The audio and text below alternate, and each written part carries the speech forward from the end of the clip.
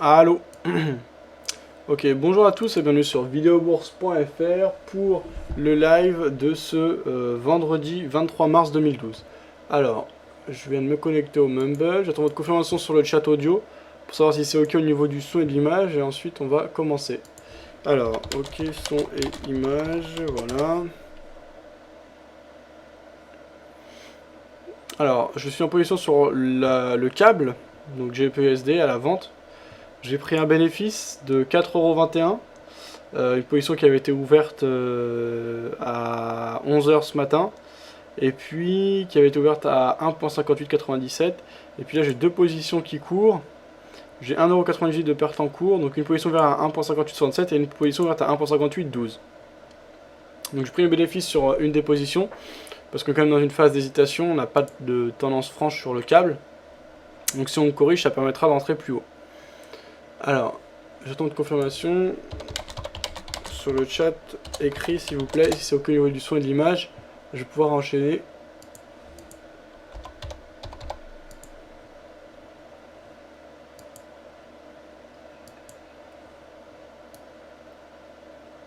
Alors, est-ce que ça marche? A priori c'est bon.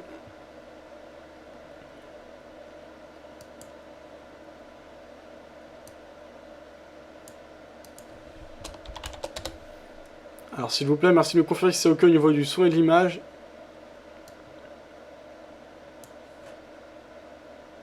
Voilà, c'est ok me dit Lolo, merci.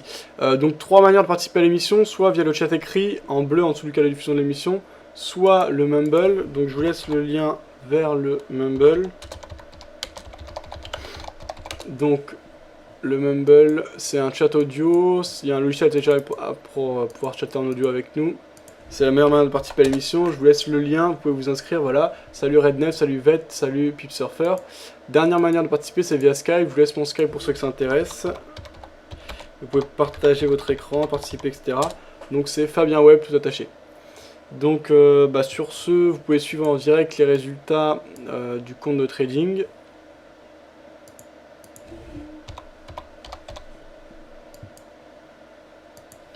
En tout cas sur le lien résultats compte au-dessus du cas de diffusion de l'émission. Alors là je crois que ça rame MyFXbook, je crois qu'il y a un souci au niveau de leur serveur, ça va revenir. Donc voilà, c'est tout ce que j'ai à dire. On a actuellement 870 € d'équité, 872 € de balance, donc la perte est tout à fait acceptable. La perte en cours, elle est de l'ordre de 0,2%. Donc pas de problème, je m'autorise une perte jusqu'à 2%, donc ça peut monter à plus, hein. Mais en gros, là, je suis en zone de sûreté tant que je suis qu'à 2%. 2% c'est déjà beaucoup, mais vu que je suis sous-capitalisé, voilà, je me permets, en termes de pourcentage, une perte plus large. Donc on est positif sur le compte, l'ensemble des dépôts fait 800 €, on a donc 70 € de profit par rapport à ce compte. En gain absolu c'est presque 10%, en gain cumulé c'est 18% je crois. Alors les raisons de ma prise de position à la vente sur le câble, c'est un outil que je regarde pas mal en ce moment, c'est-à-dire c'est le taux d'acheteur par rapport aux vendeurs sur les différents brokers majeurs. Donc par rapport au câble, on voit par exemple chez Wanda qu'on a 31,25% d'acheteurs et 68,75% de vendeurs. Ce matin je crois que c'était encore plus. Si on va du côté de Dukascopy, on va voir qu'on a également une majorité de vendeurs sur la livre sterling. On voit sur GEP on a 70,52% de vendeurs et seulement 29,48% d'acheteurs. Et précisément sur GEP-USD on a 72% de vendeurs et 27% d'acheteurs. Donc on a une grosse pression vendeuse. Voilà, ça c'est bon. Si on va du côté d'FXM pour finir,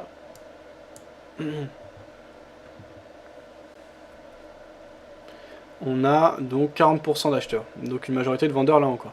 Pour moi on a plutôt une pression vendeuse, c'est pour ça que je me suis orienté à la vente sur le câble. On avait une forte pression a priori au niveau des chiffres, des brokers majeurs. Alors aujourd'hui c'est de l'analyse technique, donc je suppose qu'il y en a pas mal qui y sont partis, il y aura peut-être un peu moins de monde. Moi je fais trader parce que c'est quand même un jour de trading. Demain je serai au salon d'analyse technique, d'ailleurs je vais faire des vidéos, des interviews, etc. Donc j'ai une autorisation de la part d'André Malpel qui organise ce salon. Donc n'hésitez pas, si vous êtes là demain, à venir me dire bonjour. Vous avez mon numéro dans la partie contact si vous voulez me contacter, m'appeler demain. Donc en bas du site vous avez la partie contact, normalement il y a mon numéro, sinon demandez-le moi, je le mettrai sans problème sur le chat. Et puis voilà, c'est toujours intéressant, ça permet de rencontrer du monde. Il y aura des comment on dit, des séminaires, non, comment on appelle ça,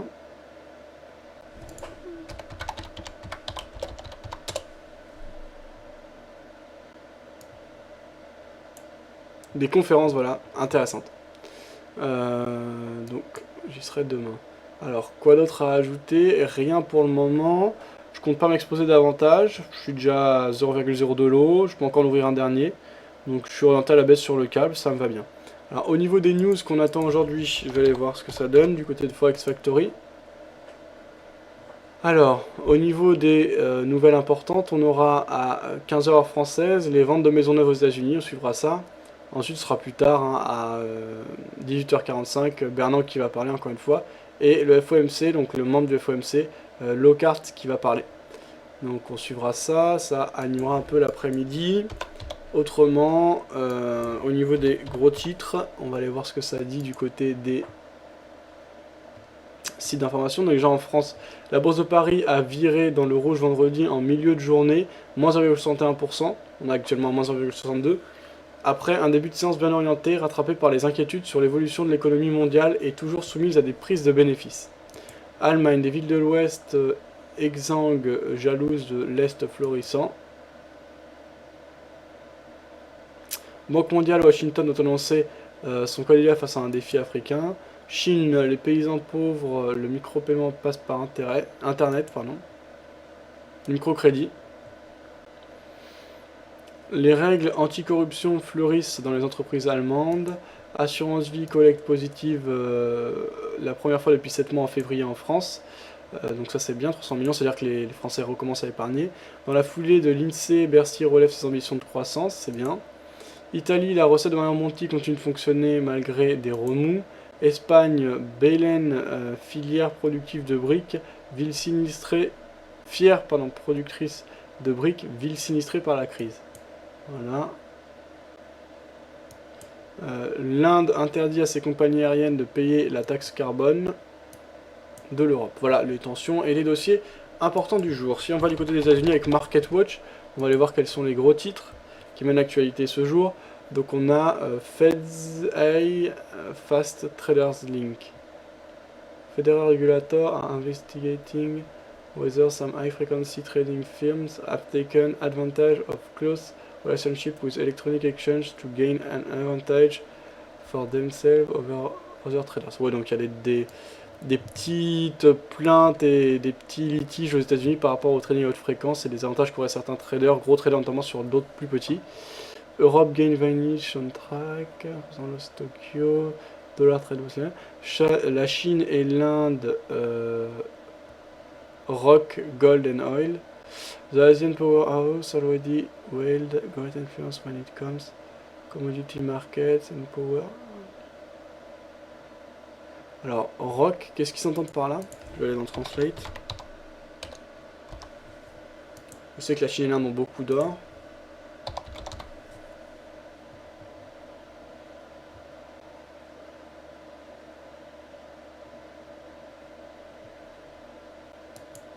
Ok. Donc ça, c'est bon. Alors, sur le câble, au niveau des deux positions en cours, on est quasiment en point d'équilibre ici, avec 34 centimes de perte en cours. Je vous rappelle qu'on est orienté à la vente en suivant le consensus. Alors, techniquement, sur le câble, on est vraiment dans une phase d'hésitation. Hein, ici, en journalier, on le voit bien. La dynamique de fond est tout de même plutôt baissière depuis les plus hauts du 27 avril 2011. On a des plus hauts de plus en plus bas, voilà. Des plus bas de plus en plus bas.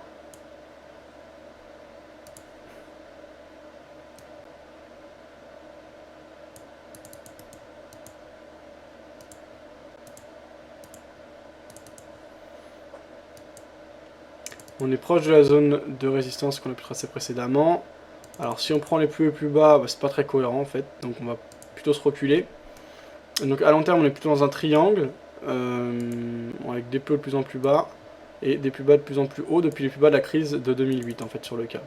On est plutôt dans la partie, dans le milieu pardon, du triangle, donc là pas d'indication précis. Donc en intraday, je suis intéressé par une prise de position à la vente. En journalier, honnêtement, j'ai pas d'argument précis, si ce n'est qu'on a une pression vendeuse. Honnêtement, sinon, c'est l'hésitation qui prédomine pour l'instant. Donc, au niveau du moyen mobile exponentiel, bah, cette hésitation ressort. On marque une espèce d'épaule tête épaule, mais bon, il n'y a rien de super franc. Après une hausse qu'on avait eue au mois de mi-janvier jusqu'à début février, 10 février quoi. Donc voilà, phase d'hésitation, on va voir ce que ça donne. Alors, on va repérer les zones de résistance et de support importants, notamment horizontaux. 1.5989 ici, donc résistance, support 1.5602.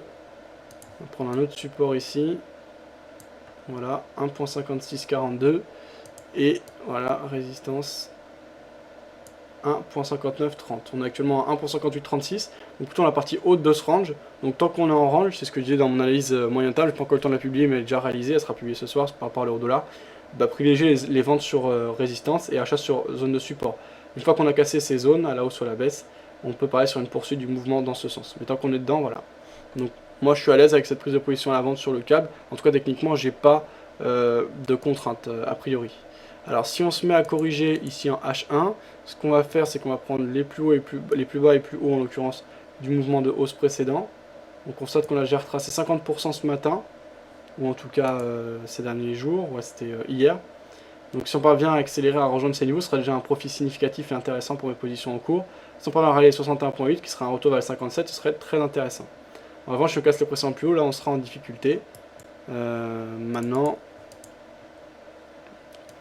tant qu'on est en dessous de la zone de résistance, ici tracée en bleu, pas de problème, a priori. En M15, et donc à court terme, alors on voit qu'on a retracé 38.2, que là les vendeurs tentent de revenir. On va pas surcharger le graphique. Donc on est dans une dynamique hésitante, proche du point pivot du jour, qui est à 1.5825. On a essayé d'accélérer à la hausse, on est tout de suite revenu sur nos pas. Donc on a vraiment une phase d'hésitation et pas d'avis clair. Si les vendeurs cassent à la baisse le point pivot et accélèrent, ça pourra être quelque chose d'intéressant à suivre. Donc voilà pour moi le contexte technique sur le cap sur lequel je suis exposé ce jour et les différents arguments que j'ai. Alors sur le chat écrit, Rednev qui disait moi je participerais bien mais je suis trop nul et trop timide. Après n'hésite pas à venir sur le Mumble, hein, c'est pas uniquement pour les pros, tout le monde peut participer, poser ses questions, etc. Le nom de l'émission c'est trader ensemble, moi je suis juste un animateur, donc je parle pas, je donne mon point de vue, mais mon point de vue vaut pas plus que celui d'un autre. Hein. L'autre qui nous dit mais non Rednev, lance-toi si tu peux parler. Allez, on repart à l'achat sur le Looney. C'est quoi ça le Looney puis surfer? En plein sur la parité. Chouette de faire des interviews au salon. Rednev qui nous dit techniquement je peux, mais je saurais pas quoi dire, je suis trop nouveau sur les marchés. Fab te posera les bonnes questions. Moi j'ai des conneries à dire, dit Super C. Bah n'hésite pas à venir, hein, Super C. Rednev qui nous disait, et je saurais pas y répondre. On s'en fout de Bernanke, disait Luigi encore une fois. Fab, j'ai le même accent anglais que toi, disait Rednev. Moi je parle pas très bien anglais, mais je sais un peu parler. Rednev qui disait Fab en H4, j'ai un signal de hausse qui se dessine sur le PUSD. Alors bah, n'hésite pas à partager ton graphique, c'est d'après quel indicateur Rednev que tu auras un signal de hausse sur le câble. Vous avez vu ce que fait Goldman Sachs sur les emails de ses employés? Alors non, on va regarder ça. L'expansion, l'Express, d'accord. Goldman Sachs tracte les meupettes dans les emails de ses salariés. Un ex-salarié accusé des dirigeants de la banque d'insulter des clients dans des emails internes. La direction a pris la décision ambitieuse de tous les passer en revue. Alors.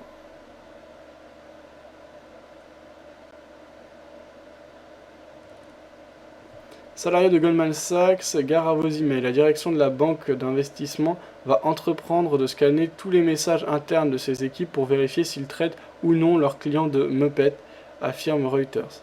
Comment les marionnettes à la tête de cochon ou de grenouille ont-elles déclenché l'ire de ce géant américain? À l'origine de cette étrange procédure, la spectaculaire démission d'un des anciens collaborateurs de la banque, Greg Smith, après 12 ans de service. La semaine dernière, l'ex-banquier s'est fendu dans le New York Times d'une retentissante tribune intitulée « Pourquoi je quitte Goldman Sachs ?» Entre autres griefs adressés à son ancien employeur, il dit avoir vu ces 12 derniers mois 5 directeurs différents qualifiés de meupettes leurs propres clients, parfois dans des emails internes. Des propos que la direction de la banque a donc décidé de prendre très au sérieux en vérifiant par elle-même si ces pratiques avaient bien cours. Muppet ou Muppets elle est, depuis la risée du web et la presse anglo-saxonne qui n'en finissent pas d'ironiser sur tous les emails anodins qui pourrait tomber sous le coup de la chasse aux Muppets. Un débat sémantique a aussi été lancé pour savoir si le salarié démissionnaire faisait allusion aux marionnettes ou à l'adjectif original Muppet, stupide, incompétent, en anglais britannique, Greg Smith étant basé à Londres. L'histoire ne dit pas jusqu'à quand durera l'enquête, ni quelles sanctions sont prévues contre les salariés qui auraient bel et bien employé le mot interdit. En France, expliqué récemment à l'Express Christophe Noël, avocat de son droit social, le contrôle des messages par un employeur implique en principe l'information préalable des salariés. Mais les emails, s'ils ne sont pas expressément identifiés comme confidentiels, sont présumés professionnels et l'employeur y a librement accès, poursuit-il. L'employeur peut même les utiliser dans un procès, sauf si le contenu des emails s'avère relever de la vie privée. Voilà donc ce que l'on a. Alors sur le câble, on est déjà en positif de 16 centimes pour l'instant. On laisse courir, il n'y a pas grand chose de plus à signaler. Alors, donc ça c'était ok, on va aller écouter les informations et les points de vue à droite à gauche, comme on le fait tous les jours. Salut. Salut X-Red, ça va? Je sais pas, je vais ouvrir mes plateformes. Ah ok, tu viens d'arriver.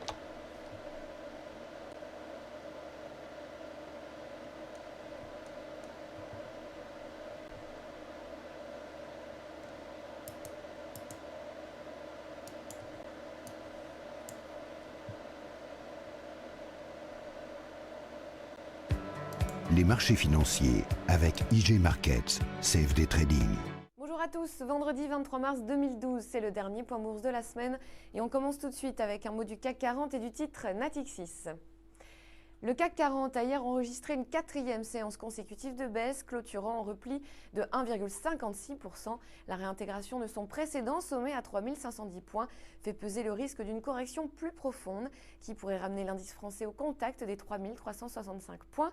Ce support et le soutien de la moyenne mobile à 150 jours pourraient ensuite relancer le CAC 40 à l'assaut des 3655 points. Parmi les actions de la Bourse de Paris, Natixis a vivement progressé ces dernières semaines. Le test d'un niveau de résistance de 2011 à 3,05 € a toutefois interrompu le mouvement ascendant. Le mouvement correctif pourrait ramener le titre sur le support majeur des 2,52 € qui sera d'ici peu renforcé par la moyenne mobile. Toi, ça se passe comment? Ces facteurs devraient donc par la suite relancer l'action vers de nouveaux plus hauts annuels. On continue ce point bourse avec un mot de l'Eurostoxx 50 et on terminera avec la parité euro-dollar. Parmi les autres indices boursiers européens, l'Eurostoxx 50 a lui aussi cédé du terrain.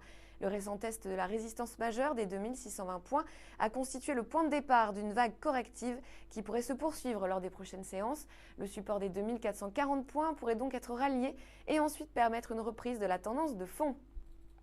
Et sur le Forex, enfin, l'euro-dollar continue d'évoluer dans un canal baissier de moyen terme et sous la pression de sa moyenne mobile à 150 jours. Pour l'heure, la parité est parvenue à préserver son support majeur à 1,306 $, mais ces facteurs techniques font craindre la rupture de ce niveau. Cet événement donnerait lieu à une accélération baissière en direction du plus bas annuel à 1,266 $. C'est la fin de ce point bourse. Je vous souhaite une très bonne journée, une très bonne séance et un excellent week-end. Voilà donc le point réalisé par IG Market. Voilà. Donc X-Ray va me demander. Alors moi je suis à l'avant sur GBP/USD. J'ai coupé une première position de 0,01 lot. Il me reste désormais 2 micro-lots à la vente sur le câble. Si on accélère à la hausse, je pourrais reprendre éventuellement une position plus haute. Si on accélère à la baisse, je pourrais pyramider avec une nouvelle prise de position à la vente. Donc ça dépend du contexte, de ce qui va se passer. Donc pour l'instant, en tout cas, je suis vendeur. Je perds 48 centimes, donc je suis quasiment à mon PRU. Voilà. Et toi, t'as quoi comme position ouverte aujourd'hui, X-Red? J'ai toujours mon long sur le kiwi.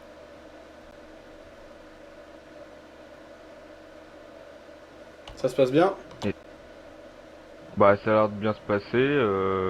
Bah, après le stop, j'ai pu le mettre au-dessus de mon point d'entrée.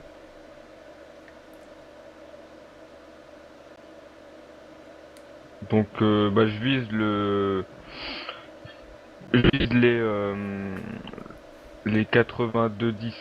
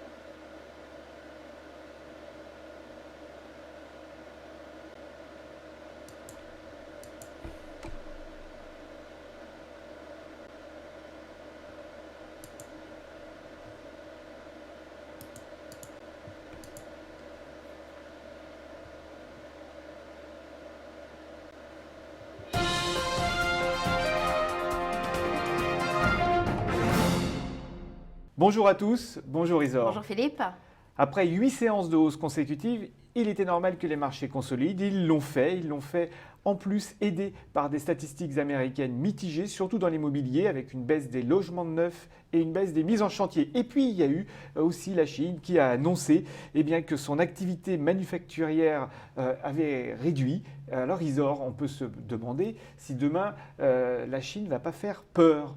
Alors, c'est vrai que ça peut paraître bizarre qu'on s'inquiète un peu de la Chine, puisque jusqu'à présent, on s'inquiétait de la surchauffe en Chine. Et puis aujourd'hui, ce qui inquiète, c'est le ralentissement. Mais le problème, c'est que ce ralentissement pourrait bien être plus important que prévu. Il faut dire que récemment, le gouvernement a indiqué qu'il allait augmenter de 7% le prix de ses carburants. Or, il ne faut pas oublier que la Chine est le deuxième consommateur au monde de pétrole. Donc ça, c'est un gros problème, puisque cette hausse des prix des carburants pourrait bien avoir une incidence sur la croissance chinoise. Je vous trouve bien élégante, Isor. De quelle valeur allez-vous nous parler? Eh bien, je vais parler d'Hermès. On l'a dit et redit plusieurs fois dans cette émission. Le luxe résiste malgré la crise et on le voit bien avec les derniers chiffres publiés par Hermès, les chiffres 2011, avec une rentabilité inégalée depuis son introduction en bourse en 1993 et un bénéfice net consolidé qui bondit de plus de 40%. Résultat, si vous regardez la courbe d'Hermès, sur 3 ans, le titre a plus que triplé. Et je suis sûr qu'il y a eu beaucoup de clients chinois. Merci beaucoup de nous suivre pour Un fait une valeur. On se retrouve la semaine prochaine.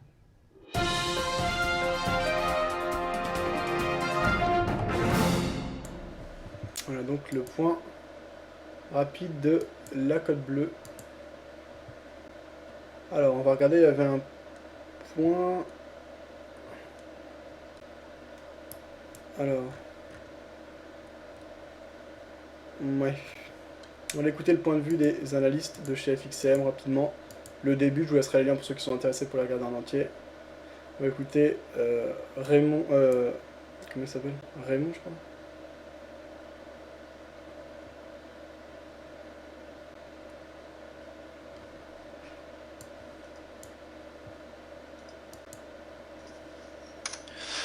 Bonjour à tous et bienvenue au point de marché du matin. Nous sommes vendredi le 23 mars et les marchés boursiers en Europe rebondissent ce matin sur des supports. On a également des rebonds de l'euro-dollar et d'autres actifs risqués.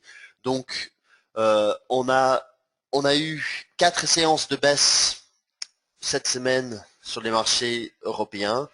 Eh bien aujourd'hui, peut-être on va finir la semaine dans le vert, c'est une possibilité, alors que on était sur support hier, finalement, après les PMI, les indices PMI en Europe, qui ont, comme vous avez vu hier matin, plombé donc les marchés.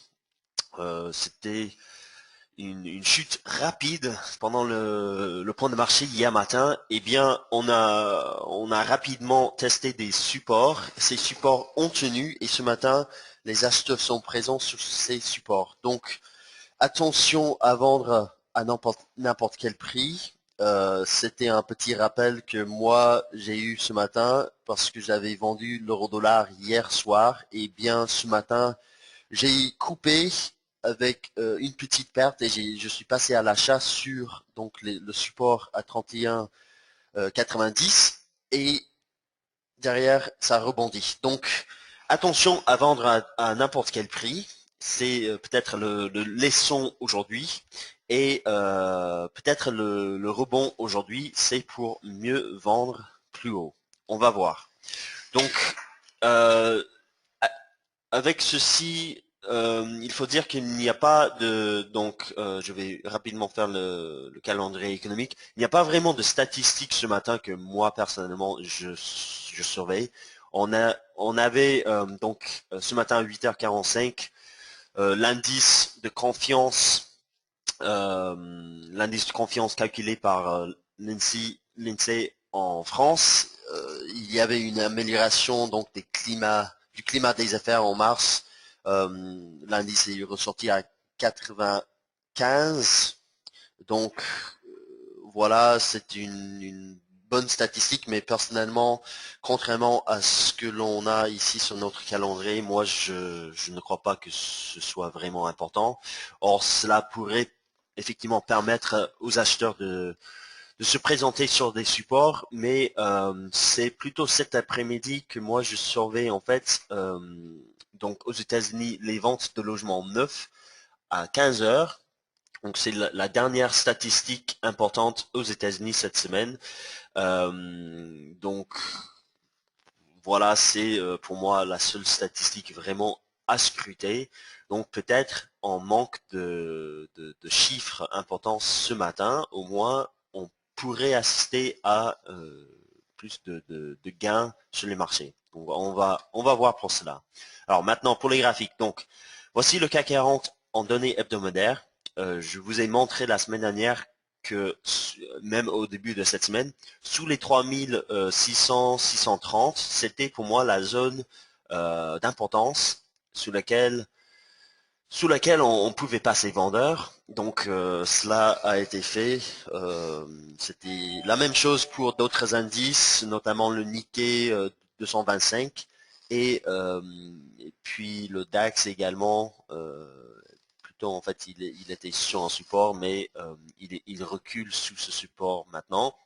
Alors donc le CAC 40 sous la moyenne mobile 200 hebdomadaire, ici à 3608. Et puis la résistance, cette zone ici, je pense que à la fin de cette semaine, si jamais le CAC 40 devait continuer de se replier à la fin de cette semaine, il se peut que l'on continue la semaine prochaine vers donc le support à 3340. C'est pour cela que ceux qui sont vendeurs ici en haut à 3600, vous avez peut-être des positions de vente, donc vous avez sûrement des positions de vente en swing parce que vous êtes en position depuis plusieurs séances, mais vous pouvez peut-être garder vos positions pour viser plus bas.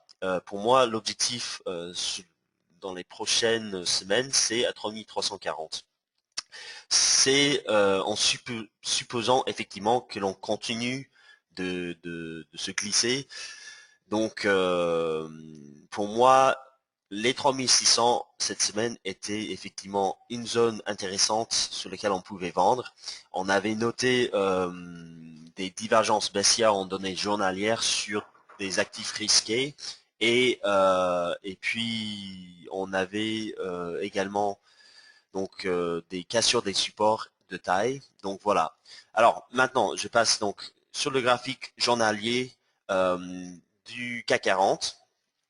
Alors là, donc, on constate que le CAC 40 rebondit sur en fait un support intraday ce matin. Donc le support intraday c'est à 3470 et puis maintenant on fait un rebond vers les 3500. C'est la moyenne mobile 20 jours. Alors moyenne mobile 20 jours, c'est pour moi effectivement une zone à surveiller. Peut-être c'est effectivement une zone où les vendeurs pourraient se présenter aujourd'hui. Donc dans ce cas-là, on va considérer le rebond ce matin comme pullback vers la moyenne mobile 20 jours pour mieux repartir à la baisse, pour tester le prochain support journalier à 3430 et puis donc le support hebdomadaire, je viens de vous montrer à 3340, 50 points. Donc voilà. Donc attention à vendre maintenant. On pourrait aller plus haut, tester la moyenne mobile 20 jours. Peut-être même, c'est une possibilité que l'on fasse une incursion au-dessus des 3500 points. Donc moyenne mobile 20 jours cassé il y a 2 semaines et puis recassé à l'os avec une force des acheteurs. Donc attention à vendre maintenant. Donc je pense qu'on pourrait étudier plutôt des stratégies acheteuses ce matin. Et pour cela, je passe donc au graphique horaire. Donc on avait le support intraday que je viens de dire à 3460, 70 points. Maintenant, on fait un rebond, donc tout replie dans cette zone aujourd'hui, 3460, 70. Pour moi, c'est effectivement, pour les acheteurs, c'est une zone de laquelle on pourrait entrer. Moi, personnellement, j'attends que l'on teste les 3500, voir si cela tient. Si cela tient, on pourrait effectivement passer vendeur sur la moyenne mobile 20 jours. Sinon, si l'on devait, comme je vous ai dit, faire donc une incursion au-dessus des 3500, je surveillerai cette oblique. Donc c'était l'oblique sous laquelle les vendeurs gardent la main depuis plusieurs séances, depuis les 3600. Donc je vais surveiller cette oblique si l'on devait aller plus haut que les 3500. Donc cette oblique se situe actuellement dans la zone des 3535 points. Voilà. Donc si vous avez, c'est une possibilité. Donc effectivement, on a une possibilité d'aller chercher au moins les pour moi les 3530, c'est une possibilité. Donc si vous avez envie d'acheter sur le support, on va chercher effectivement le repli pour viser les 3500, voire même les 3525. C'était là où les vendeurs ont gardé la main hier matin, et puis derrière la chute. Donc ces deux objectifs aujourd'hui sont possibles. Puis après, un troisième objectif à la hausse à 3535. Là, je vais surveiller pour une vente bien haut pour vendre sous cette oblique, si l'on devait y aller. Donc, pas de vente pour le moment. Surveillez les 3500. Si l'on devait casser à la hausse la moyenne mobile 20 jours aujourd'hui, c'est-à-dire que les acheteurs ont toujours la main au-dessus des supports et il faudrait patienter pour un prochain point de vente. Donc attention, comme je vous ai dit, à vendre à n'importe quel prix. Alors maintenant, et bien sûr, en fait, si l'on devait aujourd'hui reculer sous les 3000, sous les plus bas d'hier à 3455, c'est-à-dire que les prochains supports, les 3440, voire même les 3000, j'ai un support intraday à 3410, serait en visée, mais si les statistiques sont bonnes, je pense qu'on va tenir les supports. Alors maintenant pour le DAX, je passe pour le DAX maintenant. Alors le DAX est actuellement sur un support hebdomadaire dans cette zone-là, au-dessus des 7000. Donc je reste un peu plus prudent quant aux stratégies de vente pour le DAX en ce moment. Juste en hebdomadaire, on avait testé potentiellement le haut d'un canal donc de moyen terme. J'ai ce graphique depuis maintenant quelques mois et j'avais simplement remporté le bas de mon canal ici et cela donne le haut. On l'a testé la semaine dernière, donc potentiellement en données hebdomadaires, on voit que potentiellement on peut avoir un repli plus large pour le DAX si effectivement cette configuration est la bonne. Et dans ce cas-là, je m'attendrai effectivement à une continuation de la baisse sous les plus bas donc de la semaine dernière à 6850 et pour aller chercher donc potentiellement les 6600, 660, cette zone-là. Mais pour le moment, on est dans une zone intéressante.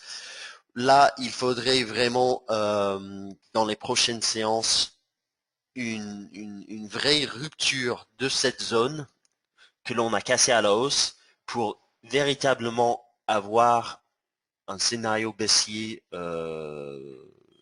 et donc des ventes en swing de moyen terme même pour viser bien plus bas pour le DAX. Donc, c'est en hebdomadaire. Après la cassure des 7000, 7030, j'étais bien acheteur en fait dans cette zone, mais maintenant avec les autres indices, je surveille en fait tout simplement. Alors maintenant en données donc journalières, on constate effectivement que les acheteurs se sont présentés hier sur la moyenne mobile 20 jours. Donc c'était un seuil sur lequel j'ai tenté des achats hier. Je n'ai pas tenu puisque je ne voulais pas vraiment tenir une stratégie, une position d'achat. Mais là, les acheteurs se présentent sur donc ce support et testent la résistance à 7020, 7030. Donc on est sous une résistance journalière, mais attention parce que comme le CAC 40 qui peut faire une incursion au-dessus de la moyenne mobile un jour, le DAX pourrait également casser à la hausse cette zone pour chercher les prochaines résistances intraday. Donc les résistances intraday, effectivement, on constate, là on a, et j'ai posté, c'était dans mon analyse ce matin, les 7040, donc cela correspond à cette oblique pour le DAX. Donc là, on voit bien que le rebond sur les 6940, 50 hier a entraîné donc le pullback vers cette résistance avec cette oblique. Là, il faudrait vraiment être prudent ce matin puisqu'on voit que les acheteurs sont présents et on voit que on devrait tester cette oblique dans la zone donc des 7030, 7040 et on va chercher un refoulement. Je préfère chercher un refoulement sous les 7030 puis retour sous les 7020 avant de vendre. Pour les vendeurs les plus agressifs, effectivement, une stratégie spéculative de vente spéculative se tente sur l'oblique, mais moi personnellement je préfère voir un test et puis retour sous les 7020 avant de vendre. Voilà. Si jamais l'on devait, et c'est une possibilité, si jamais l'on devait casser à la hausse cette oblique, c'est-à-dire que on aura cassé donc la résistance, l'oblique, et on pourrait aller plus haut pour le DAX, tester les 7070, c'était là où les vendeurs ont pris la main hier, voire même les 7100, 110 en extension. Donc, pour le moment, on a des mouvements au début de la séance, on a des acheteurs présents, rebond. Maintenant, la question c'est, est-ce que c'est un rebond pour mieux vendre plus haut? Donc, pour moi, tant que les 7030, 40 vont tenir, je recherche un point de vente sous les 7020. Voilà. Alors maintenant, pour les indices américains, pareillement, donc le S&P 500 teste une résistance ici à 1400. C'était le seuil qui a cédé hier. Donc, pullback potentiellement sous résistance. Je note également le Dow. Alors, je n'ai pas le graphique sur le Dow Jones, mais il a testé sa moyenne mobile 20 jours hier, donc comme le DAX. Donc on a potentiellement juste un pullback. C'est une possibilité. Il faudrait confirmer plus tard aujourd'hui. Bon, maintenant pour les devises. Alors les devises, qu'est-ce qui permet ce rebond actuel sur les indices? Eh bien, c'est le dollar qui baisse, qui refoule sous la résistance ici à 7010 et puis on a testé le haut de mon triangle hier. Donc repli, le dollar recule, on revient vers cette zone de support. Alors là, il se peut que les acheteurs gardent la main au-dessus de ce support. Dans ce cas-là, on pourrait s'attendre effectivement à des stratégies à ce que les vendeurs prennent la main sur les indices. Et dans ce cas-là, on va considérer que le rebond ce matin est un simple pullback pour mieux vendre. Donc, attention à vendre maintenant puisque le dollar continue de reculer vers donc le support ici à 9945 dans cette zone ici 9930 45 et puis la moyenne mobile exponentielle 15 jours ici à 9958. Donc le dollar dans un range tout simplement, c'est une zone cruciale aujourd'hui et puis dans les prochaines séances puisque tant que l'on tient dans cette zone au-dessus des 9945, je pense que cela reste globalement haussier sur le dollar. On pourrait avoir, si l'on devait tester la moyenne mobile 20 jours dans les prochaines séances, on pourrait avoir une réaction acheteuse assez forte, c'est une possibilité, que l'on a vu donc à la fin de février avec le président de la Fed, Bernd Bernanke, ses commentaires devant le Congrès, qui a permis donc la reprise de dollars. Maintenant, je surveille tout simplement le support et voir si cela tient. Si cela tient, je reste globalement vendeur sur les indices et les actifs risqués pour donc jouer un pullback pour mieux vendre. Voilà.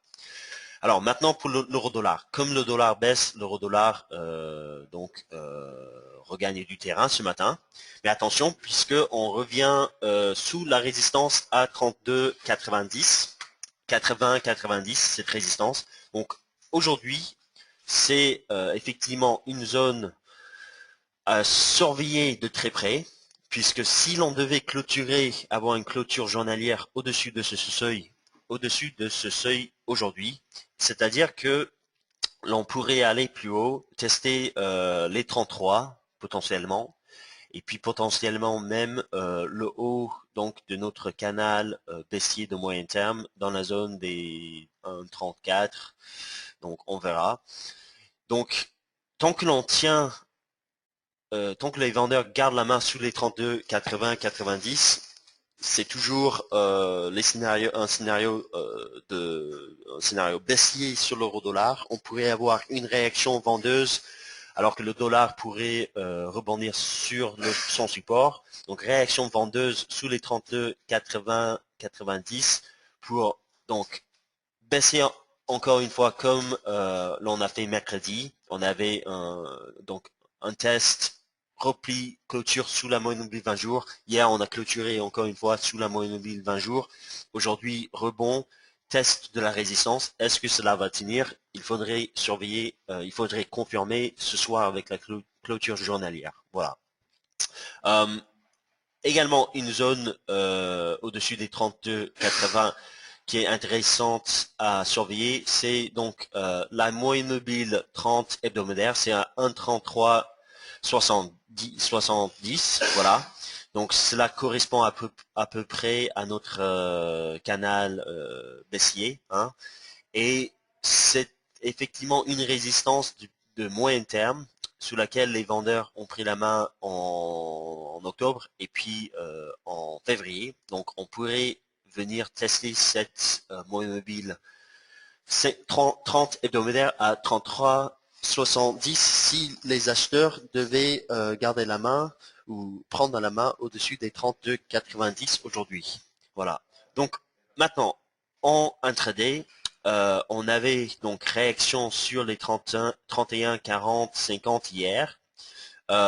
J'avais vendu en fait hier, j'avais mis un ordre de vente à 31,90 en pensant que les vendeurs pouvaient garder la main sous ce seuil. Ce matin, quand j'ai vu en fait en données 2 heures, j'ai vu que l'on tenait assez bien cette zone pendant donc la séance asiatique et j'ai décidé de suite de couper ma vente et d'acheter. Et donc c'est pour cette raison que je dis attention aux ventes, puisque j'ai des vendeurs agressifs sous les 31,90. Et bien cela tenait et cela a permis après donc quelques heures, même 10 heures, de passer à l'achat pour viser cette résistance que l'on a atteint assez rapidement. Donc voilà. Donc surveiller maintenant, c'est maintenant que l'on surveille les 32,90. Si l'on devait casser à la hausse cette zone, les 32,80, 90, eh bien, on va chercher à acheter encore pour viser les 33,70. Donc cette zone ici, là, j'ai une résistance intraday ainsi que la moyenne mobile 20 hebdomadaire. Donc voilà. Si l'on devait effectivement continuer au-dessus de cette zone, eh bien c'est les 34 80-35 en visée. Je reste globalement vendeur sous la mobile 30 hebdomadaire à 33,70, mais il faudrait que le dollar continue de gagner du terrain, puisque si il devait casser ces 9945, eh bien, le sommet fait sur l'euro-dollar pourrait ne plus être un vrai sommet. Voilà. Donc, voilà pour les actifs risqués, voilà pour les seuils à regarder. Donc, stratégie acheteuse aujourd'hui. Maintenant, c'est peut-être un peu trop tard. On verra si les résistances devaient céder ou si c'est un simple pullback pour mieux vendre. On verra bien. Si vous avez envie de vendre sous les 32,80, cela, c'est une stratégie que l'on considère maintenant. Et peut-être il vaudrait mieux rester patient, attendre que l'on ait une fin des mouvements de ce matin, attendre quelques heures avant de passer à la vente sous les 32,80. Donc, il faudrait être très prudent puisque avec la réaction au-dessus des 31,90, maintenant, il se peut que l'on ait une véritable reprise à la fin de cette semaine de l'euro-dollar. Donc voilà. Alors, je vais arrêter l'enregistrement maintenant. Voilà donc le point de Adrien. Donc, on voit sur l'eurodoll ici que le mouvement de hausse n'a pas duré bien longtemps et qu'on a une phase de correction derrière. Sur le câble, on a actuellement profitable de 84 centimes, on a une certaine pression vendeuse, mais sans l'affirmer et la confirmer. Donc pour le moment, on reste sur nos gardes et on hésite. On n'arrive pas franchement à se trouver une décision, à se trouver une orientation pour la journée. On sait que dans 10 minutes, on a une nouvelle, on verra si ça impacte et ça amène de la volatilité. En tout cas, pour le moment, on est quasiment au point 0, sur une position 58 centimes, c'est quasiment rien, 873 euros d'équité actuellement. Alors, X-Trade qui en est combien de pips pour le moment? Moi, pour ma part, sur la première position clôturée sur le câble, j'ai enregistré ouais, quand même, plus de 50 pips, 56 pips, donc je suis assez content. Et là, sur les positions en cours, je suis profitable de quelques pips, ça va être 4, 5, 6 pips. Voilà, donc on verra ce que ça donne par la suite. Alors, ça on avait vu, machin, hein. On repart à l'achat sur... ça on avait vu. Ok, alors salut Stan qui nous avait rejoint. Sistar, salut, ça va? Qui passe achat sur le dollar yen. On va jeter un coup d'œil à ce qui se passe sur le dollar yen. Dollar yen sur lequel on a marqué une phase de correction suite à une grosse dynamique de fond haussière. Alors si je prends le graphique ici en H1, on avait donc des plus bas de plus en plus haut ici. On a cassé à la baisse le support oblique haussier, donc attention. Ça veut dire que les acheteurs s'essoufflent et que les vendeurs tentent de reprendre en main le marché, même si pour l'instant c'est pas forcément avec énormément de succès. Putain, 2 secondes.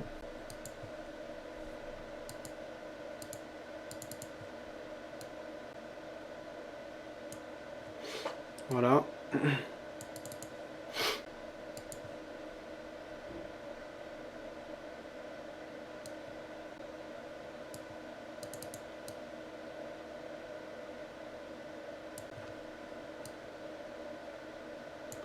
Voilà ce qu'on a. Si on prend les plus bas et plus hauts du mouvement précédent, donc à moyen terme, on va pouvoir tracer des retracements de Fibonacci, voilà, qui apparaissent ici. On retrace actuellement en 23.6.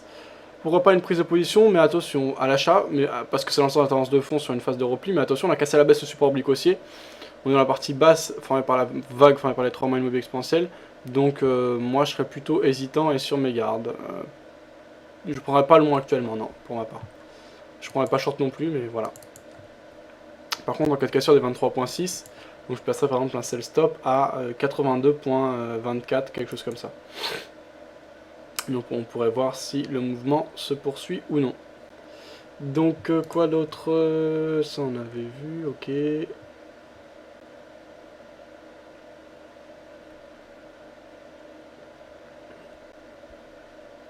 Red9 qui voulait nous partager quoi, un graphique, c'est ça? Sistar qui nous dit salut, je suis passé en achat sur Dollar Yen, ça on avait vu. Jojo qui disait je suis nouveau, je trade en démo chez 4XP eToro depuis décembre 2011. J'arrive par hasard sur votre site, que pensez-vous de 4XP? Je voudrais passer en réel mais j'hésite encore. Alors 4XP ils sont pas mal, je trade en réel avec eux, il n'y a eu aucun problème. Par contre je te conseille d'aller chez un autre broker parce que 4XP n'est pas régulé, donc faut le mettre chez un broker régulé parce que si tu as des problèmes chez un broker non régulé, tu ne risques pas de revoir ton argent s'il y a faillite ou quelque chose comme ça. Ou si le jour au lendemain il se barre, tu n'auras pas de recours, ceux qui sont sur les îles Vierges britanniques, donc voilà. C'est quoi tous ces pseudos en haut que vous avez? Vous pouvez pas faire mieux. Lolo, Xoxo, Popo, Momo, Nono, Bobo, Coco, il est super. Rednef qui disait comment on héberge une image pour mettre ici. Alors Rednef, ce que tu peux faire, c'est aller sur voilà, soit le lien de Luigi, soit sur le forum, tu as dans la partie blabla un sujet qui s'appelle image en vrac, et tu peux poster ton graphique sur ça, et après tu me partages le lien. Lolo, c'est mon surnom pour Laurent. Charge-la sur Hosting Peak. Merci, je dois y aller d'urgence. Désolé pour le gras, je reviens dans 1 heure. Ok, tout à l'heure, Rednef. Ogizé, courage.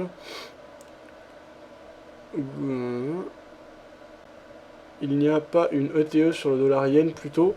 Alors on va aller regarder ça. Non, honnêtement, ça dépend de quelle unité de temps. Mais moi, en H4, je vois pas une épaule tête épaule. Peut-être qu'à plus court terme, on pourrait avoir. Non, même pas. Donc où c'est que tu aurais une épaule tête épaule, toi, Goldster? Luigi qui a fait 567 pips pour le moment, bah t'as bien fait de pas aller au salon d'analyse technique aujourd'hui, alors Luigi, bravo à toi, et ben c'est excellent, hein. C'est bien. I'm on the track for a new pips record on a signal day. Ok, donc il est bientôt à un nouveau record en termes de pips sur la journée. Bravo Luigi, et t'es sur quoi essentiellement toi Luigi? Viper qui disait d'après VS, l'or, c'est qui VS Viper? L'or va rebaisser ou atteindre les 1700 $ à la clôture. Qui c'est qui dit ça? I'm on the right track, baby. Ok. Donc ça, on avait vu. Alors, tiens, je vais en profiter. Alors, Malefic Blue qui a toujours des problèmes, a priori. Alors, l'or, on va aller voir si ça bouge. Ah, on est bien monté du côté de l'or. Alors, le problème, vous voyez, c'est que moi, avec ma nouvelle approche, je regarde beaucoup le sentiment de l'ensemble des investisseurs auprès des plus gros brokers mondiaux. Mais le problème, c'est que tout le monde est acheteur sur l'or. Alors le problème, c'est que ce sentiment des traders, ça fait quand même en grande partie uniquement le sentiment des particuliers. On sait que les particuliers, bon, ils font une partie de la direction, mais que ce sont les gros qui font les plus grosses. Et dans le cadre de l'or, vu qu'il y a beaucoup de pays, donc d'États ou de grosses sociétés qui prennent de l'or parfois, etc., ça peut influencer les cours et varier assez fortement. Et on a toujours énormément d'acheteurs particuliers sur l'or, c'est toujours positif, hein, il y a toujours plus d'acheteurs que de vendeurs. Donc j'essaie de... Quand il y a vraiment un gros déséquilibre, comme par exemple on est à 90%, 10%, là je peux prendre des positions sur l'or, mais autrement c'est pas très cohérent parce qu'on a toujours une grande majorité d'acheteurs au niveau des particuliers, ce qui ne veut pas dire que l'or ne fait que de monter. La preuve, hein, ces derniers jours, on a eu des phases de correction importantes. En tout cas là, les acheteurs semblent repartis du bon pied et vouloir reprendre en main ce marché.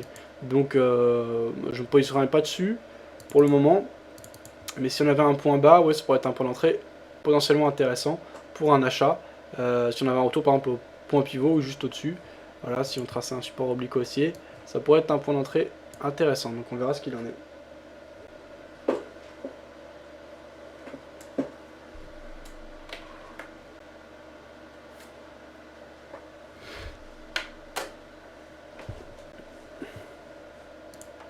Alors voilà, j'ai le suivi de mon compte. Donc là on a un léger gain à 4 € sur la journée. Donc on est à plus 19,44% de profit.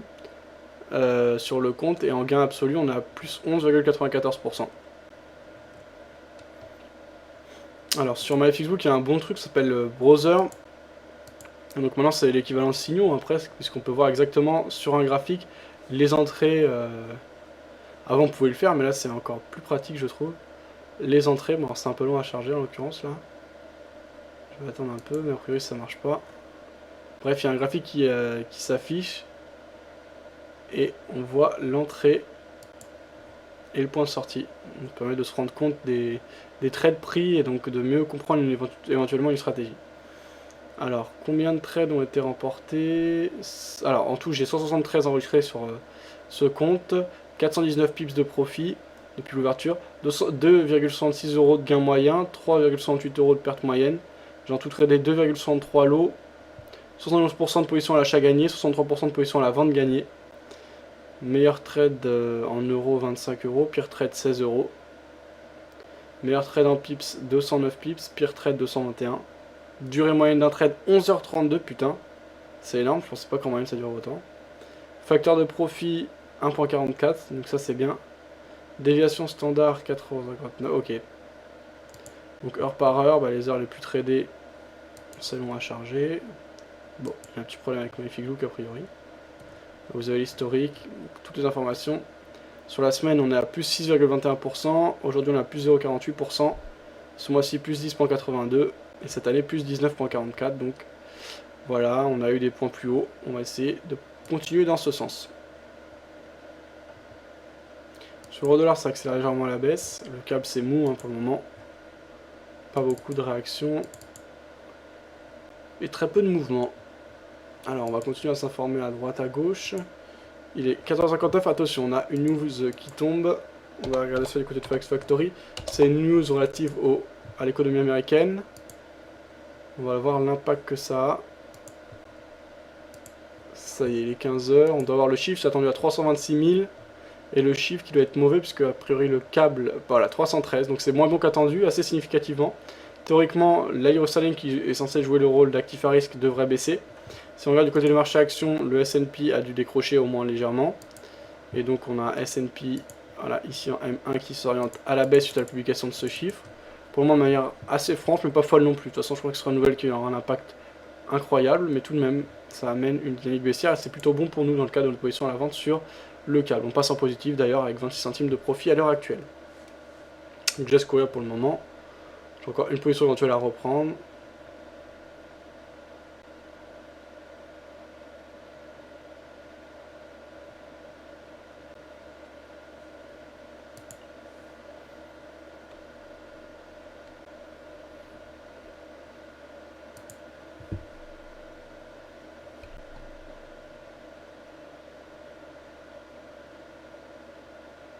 Une amende ou même le retrait de sa licence. Alors bon, tout cela n'est encore que théorique, hein, souligne l'ARCEP. La décision ne sera prise que dans 1 ou 2 ans si Free ne respecte pas ses engagements. Comme le résume le patron du gendarme des télécoms, on ne sort pas immédiatement notre bâton.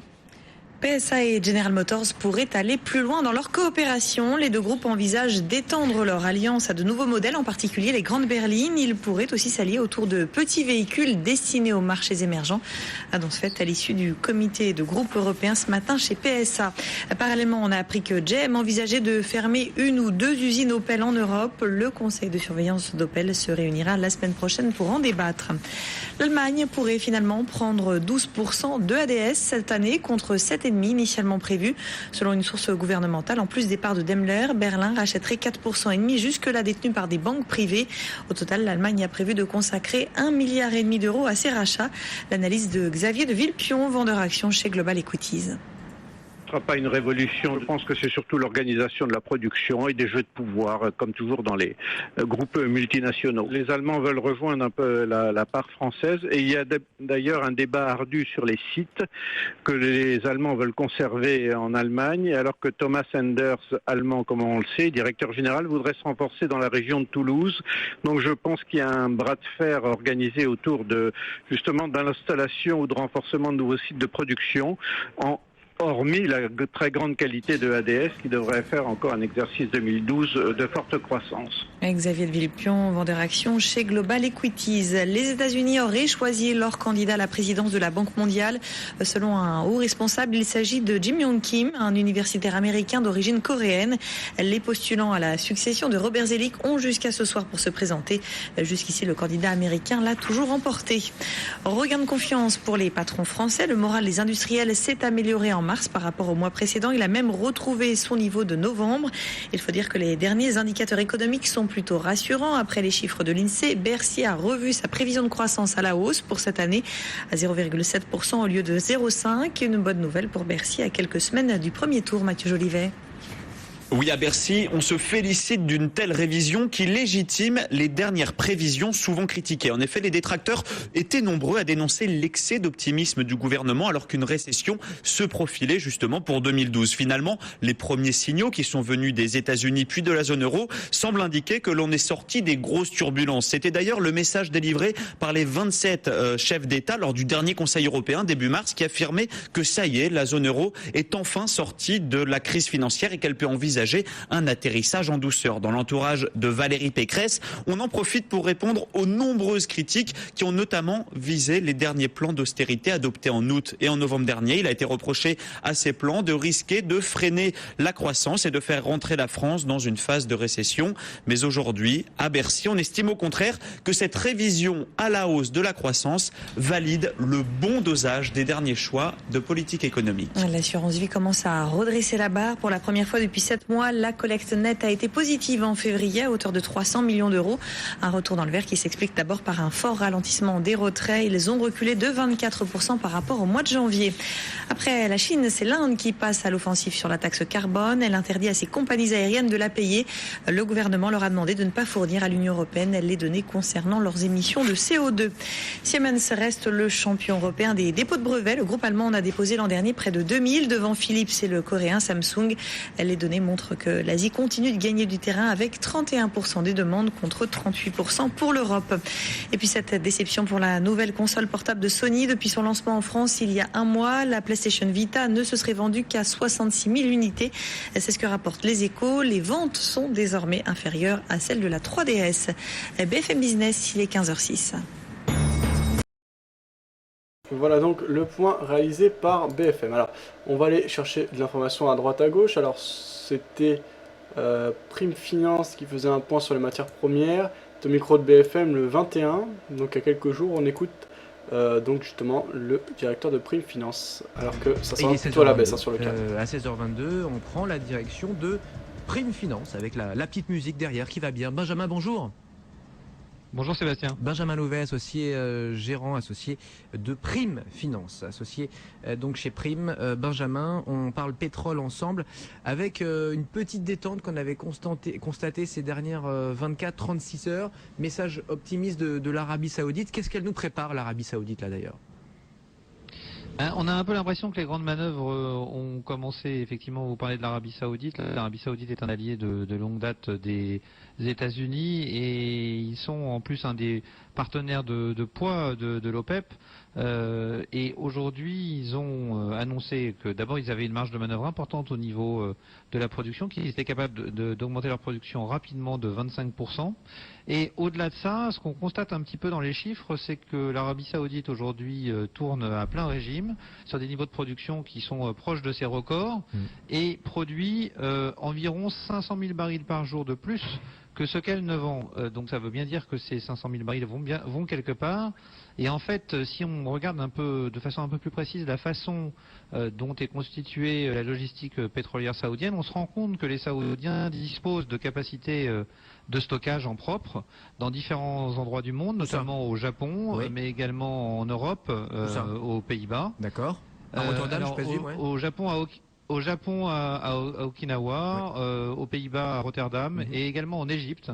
D'accord. Donc ils ont une capacité totale de stockage qui est d'à peu près 12 millions de barils. Alors 12 millions de barils, pour vous donner un ordre d'idée, aujourd'hui on estime que si l'embargo iranien est respecté par les pays qui ont déjà fait savoir qu'ils le respecteraient, on devrait perdre à peu près 800 000 barils par jour de production. Donc si on a un stock de 12 millions de barils par jour, le calcul est assez vite fait, on peut tenir à peu près 15 jours, en se passant totalement de la production iranienne. Mais uniquement avec ce stock supplémentaire que pourrait constituer l'Arabie Saoudite. Après, on a les stocks stratégiques traditionnels.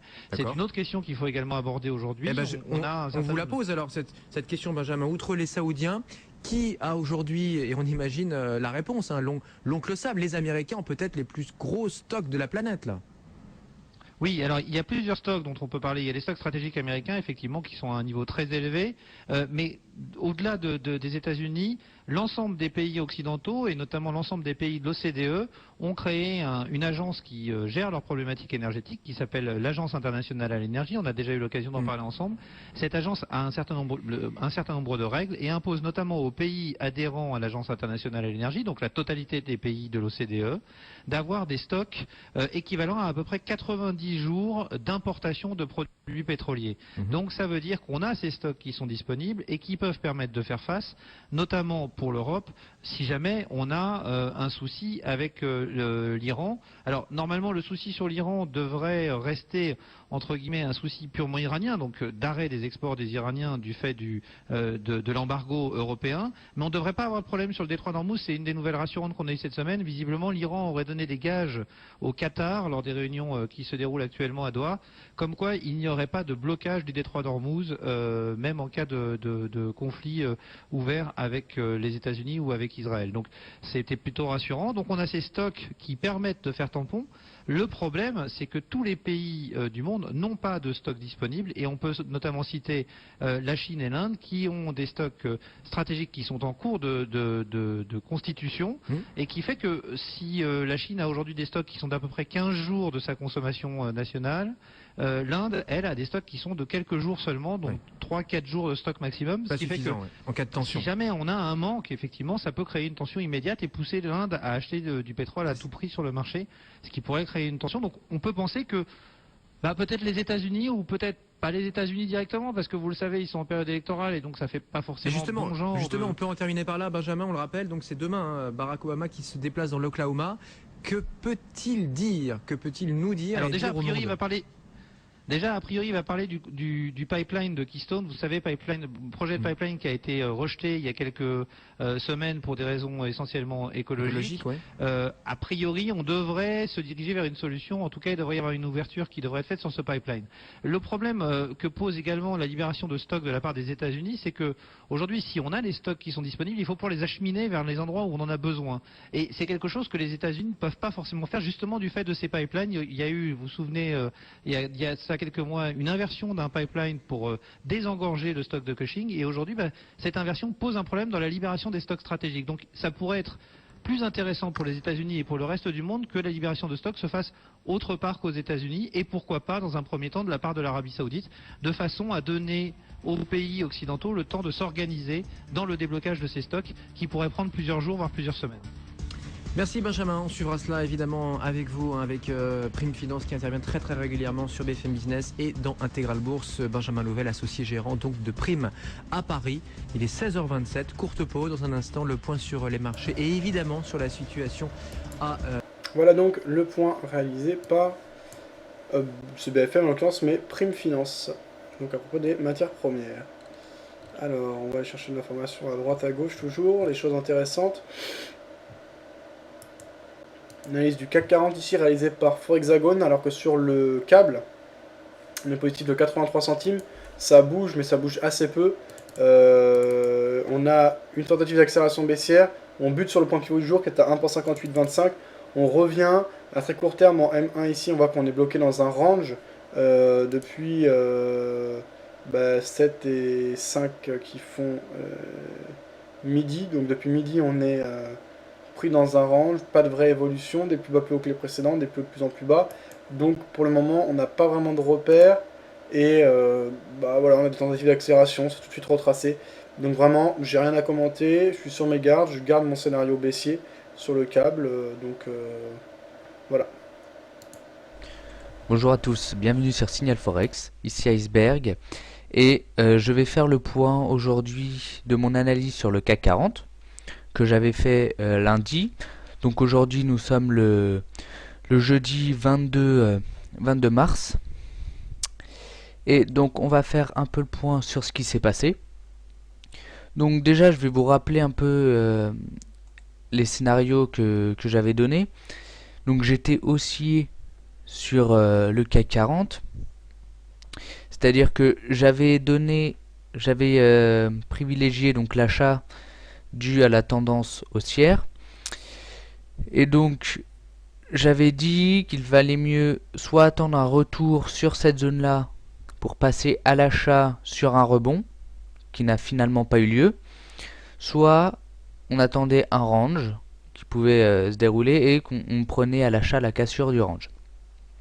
Donc j'avais aussi donc les scénarios baissiers, donc à la cassure vendre donc à la cassure des 3480 pour venir chercher les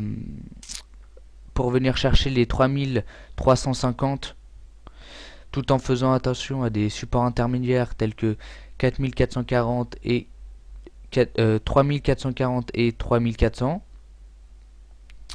Donc si on regarde, on a eu une grosse bougie baissière assez imposante qui est venue donc casser donc toute cette zone là, ainsi que la moyenne mobile exponentielle 70 périodes en H4. Donc là, il y a ça commence à y avoir de l'hésitation. Cependant, je suis quand même baissier à ce niveau-là. Pour donc déjà dans un premier temps les 3440, parce que si on regarde le S&P, il est en train de corriger le S&P 500. Donc le S&P 500 est très pertinent car les indices évoluent, les marchés boursiers sont assez intégrés, donc les indices évoluent plus ou moins dans le même sens, ils sont très corrélés. Et donc le S&P 500 donne quand même une vision globale de ce qui se passe dans l'économie mondiale. Et là, on a vu incapacité en H4 à créer de nouveaux plus hauts. Ici, on est venu à chaque fois, on est revenu sur la zone des 1400. Et finalement, il y a eu une cassure à la baisse des 1400. Donc on pourrait, sur le S&P, voir un retour sur les 1380. Voilà, donc qui forme quand même une zone de support potentiel. Et donc ça va se traduire comment sur le CAC 40 ? Je pense que si le S&P 500 baisse donc sur les 1380, cela va se traduire par une baisse du CAC 40 vers déjà dans un premier temps les 3400, puis vers les 3440, puis les 3400. Donc voilà, donc là c'était juste un petit point sur mes scénarios. Lundi je ferai une autre analyse donc sur le CAC 40 pour donc établir des nouveaux scénarios et préparer donc la nouvelle semaine de trading. Venez, mettez un petit j'aime sur la vidéo, donc ça nous aiderait beaucoup, et venez sur le forum, partagez vos idées, votre vision du marché, etc. Sur ce, bon trade. Voilà donc le point réalisé par Signal Forex. Sur le câble, hésitation, pas de mouvement pour le moment. Eurodoll, ça bouge très peu aussi. Alors on va simplifier le graphe là sur Eurodoll. Voilà. En M5, on a du mouvement, de la nervosité. En journée, on est sur une journée plutôt haussière. Pour l'instant, pas de vrai mouvement. Hein, donc à la limite, non, vraiment pas de mouvement, pas d'idée claire. GBP, GPY, on a une belle dynamique baissière. D'ailleurs, c'est étonnant que ça se réalise pas plus sur le câble. En sens, ça ne l'est pas. En M5, on a une pression vendeuse certaine. Alors sur l'or, on continue de monter. Hein, on est assez haut actuellement. On revient au niveau d'une zone de résistance qui serait également la médiane entre la R1 et la R2, au niveau des 1161 $ à l'once d'or. La dynamique de fond est baissière, je ne me risquerai pas trop à des shorts, parce que l'or peut être acheté à des cours bas. En H4, on voit qu'on est qu'au début du retracement, et que si on reprend les plus hauts et plus bas du dernier mouvement de baisse, maintenant qu'on a des plus bas significatifs, on a encore du potentiel, puisqu'on est tout juste au niveau, même pas hein, des 23 par 6% de retracement de la dynamique baissière de ces derniers jours. Journalier, on est sur une journée clairement haussière. Euro-yen en H1, ça bouge. En journalier, ça s'est orienté clairement à la baisse. Donc les actifs à risque quand même dans l'ensemble qui souffrent. Les marchés actions, à l'image du S&P ici, qui sont plutôt orientés à la baisse. Si on le prend en journalier, voilà, on a quand même un biais plutôt baissier. Le DAX également, clairement orienté à la baisse. Donc par rapport au dollar, la Eurosren ne bouge pas tellement. Mais dans l'ensemble, les actifs à risque sont plutôt orientés à la baisse. Donc là, on a une remontée de la part des acheteurs. On a du temps. Si on doit de nouveau rentrer à la vente sur le câble. Voilà, donc pour le moment, je laisse courir. On passe dans la partie haute du range. Il n'y a pas de vraie direction de nos marchés pour le moment.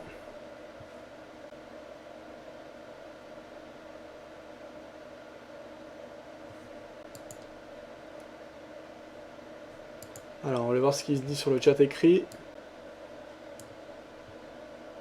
Alors, ça, on avait vu. Donc, ça, on avait vu.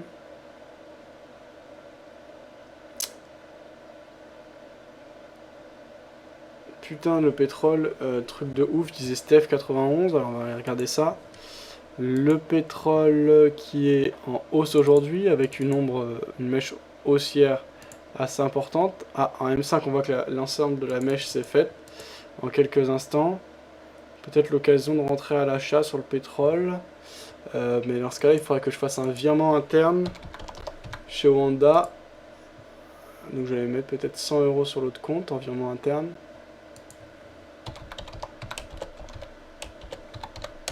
C'est le genre de mouvement qui m'intéresse à trader à l'achat, ça.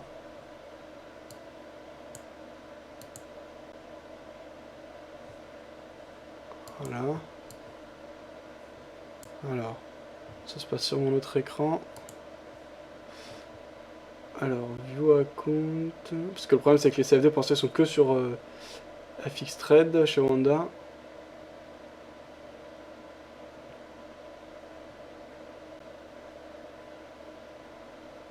Transfert.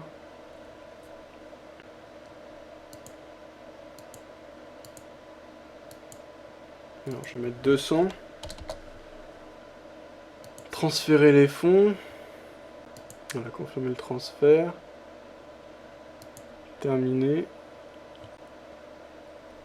Alors, bah, c'est instantané.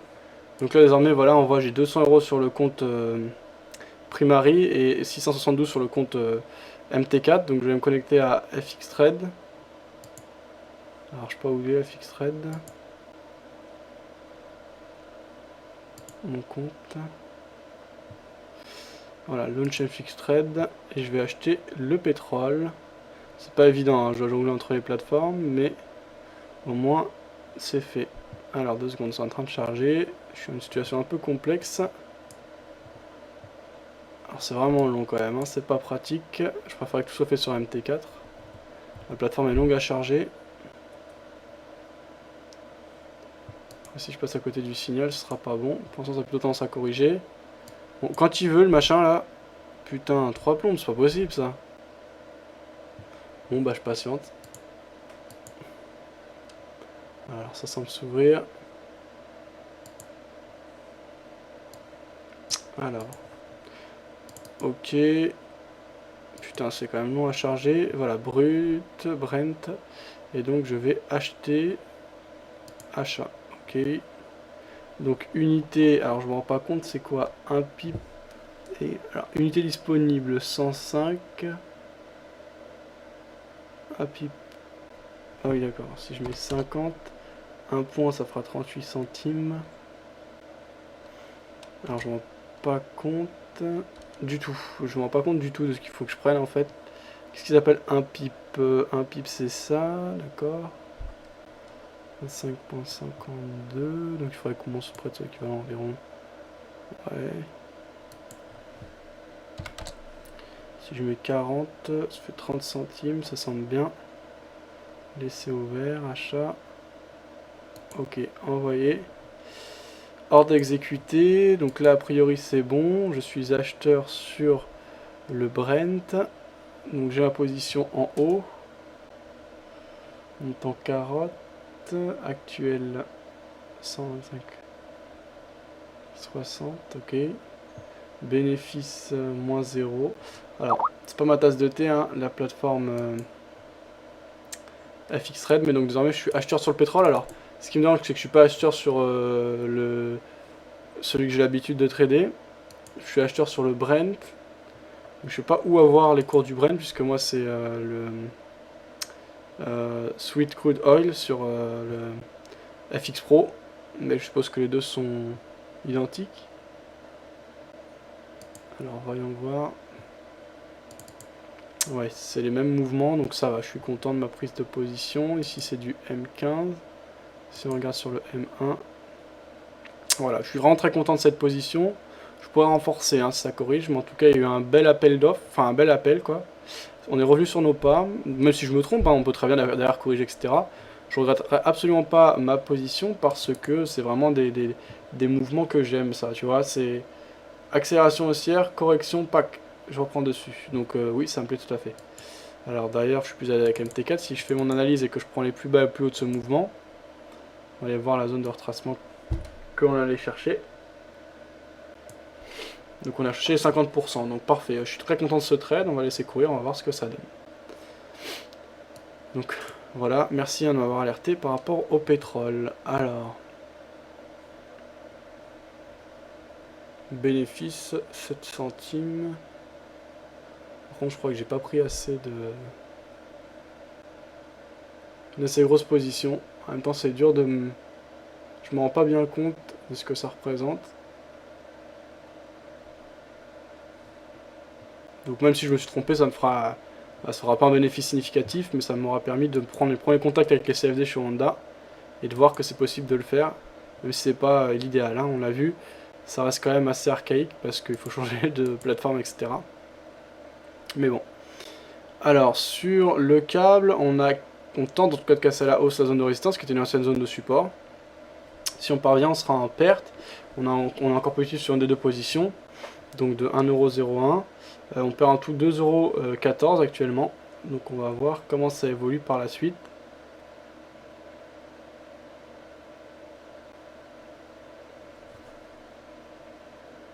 Ils reviennent là. C'est assez calme hein, du côté du câble.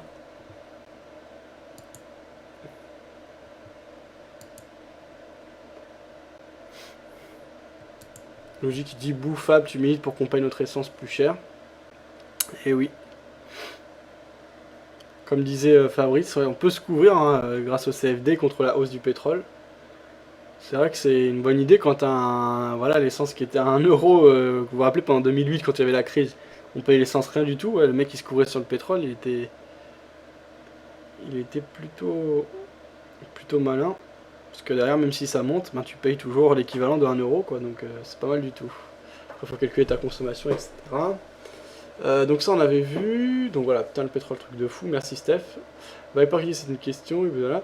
Pour Fab, euro-dollar, câble, AUD, USD, euro-yen, GPGPY, AUD, GBA. Et ok, excellent Luigi, donc t'as été de tous les côtés aujourd'hui, tu t'es pas concentré sur un actif, t'as vraiment été diversifié et t'as gagné partout, si je comprends bien. Bah, bien joué Luigi. T'as quoi encore d'ouvert là actuellement? Viper qui dit qu'il est vendeur sur Rebond.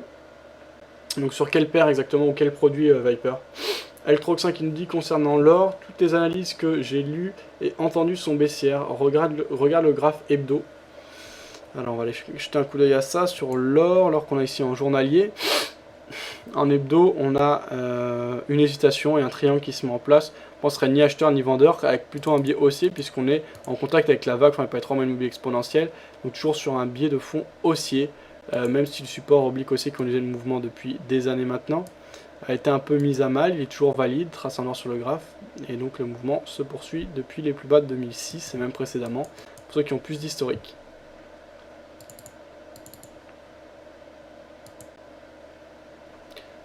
L'eurodoll qui monte, plutôt pas mal.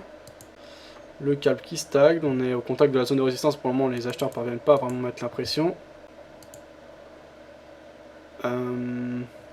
Position de positif de 19 centimes, 21 centimes là sur le pétrole. Si je jette un coup d'œil ici, ça augmente, donc tant mieux pour nous. Je rappelle qu'on est acheteur.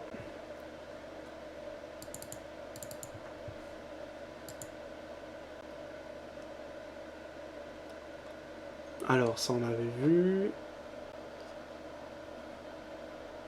Benjamin qui disait salut, pour vous aussi, Forex Pro est inaccessible. Oui, a priori, Forex Pro est inaccessible aujourd'hui, Benjamin, parce que j'ai vu que le calendrier qui est en fait réalisé par Forex Pro, pardon, et que je reprends sur Vidéo Bourse n'est pas valable aujourd'hui. Alors si j'essaie de me connecter là en direct.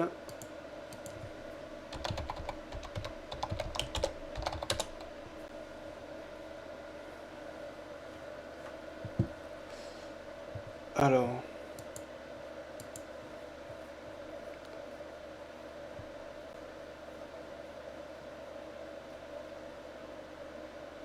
Iceberg, il dérive. Ah bah bon.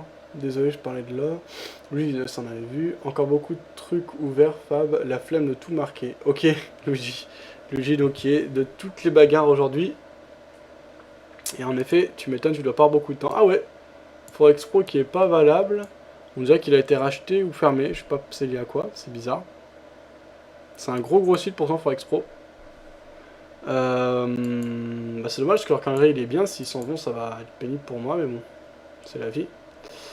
Je le reprenais sur Vidéo Bourse, ça leur faisait des liens. Tout le monde était content. Et dans l'ensemble, Luigi, tu dirais que tu es plutôt acheteur ou vendeur des actifs à risque?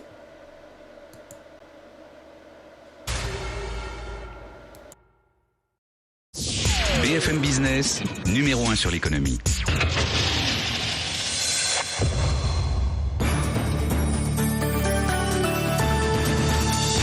15h30, c'est BFM Business à la une d'Intégral Bourse et du journal de l'économie Aurélie Blonde. Ce vendredi après-midi, eh bien, il y a EADS et du mouvement en perspective au capital de la maison mère d'Airbus. L'Allemagne pourrait finalement prendre 12% du groupe cette année, ce qui porterait sa participation à 15%. La part de l'État allemand serait quasiment équivalente à celle de la France, Jean-Baptiste Huette.